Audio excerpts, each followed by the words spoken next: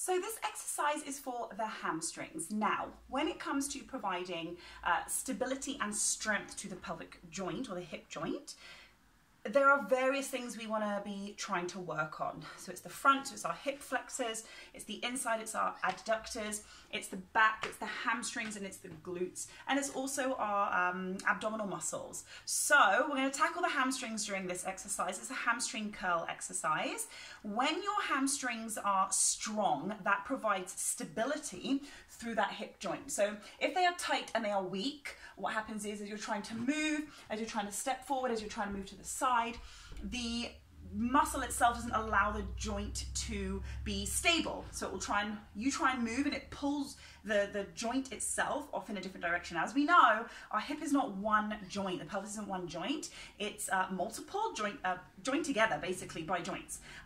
So what happens is, it is possible for if our hamstrings or our adductors on one side or our glutes are not working properly, as you do try and move, that muscle will move the joint out of place, which causes that SPD pain and or sacroiliac pain, so pain through the joint, through the back. So what we're going to do is work the hamstrings in this exercise, which will hopefully provide some stability through that pelvic joint. So, or through the hip, sorry. So what we're going to do is, we're going to place a band. So I've got a loop band I've looped through, and I can literally just use my foot in it. If you don't have one of these bands, you can use a band with just the handles, and then what you do is loop through to make a little bit of a hole, and then you can get your foot through, and there you are, you have a kind of a hamstring curl exercise. So you just want to be at a distance where when you pull it, there is tension there, and you feel that tension through the hamstrings. So I'm going to use this band.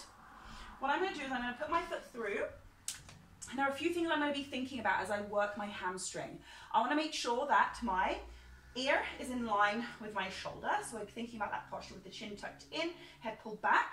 I want to make sure that my rib cage is stacked over my hips, and I want to make sure that my hips are neutral. If our hips are in an anterior or a posterior tilt, that will change the length of your hamstring. So already, if we're not aligned when we start the exercise, the hamstring isn't going to be in an optimal position to do the exercise properly. So what we're going to do is make sure we're in the right position. And what we're going to do, we're going to do an inhale. And as we inhale, we relax through the pelvic floor, relax.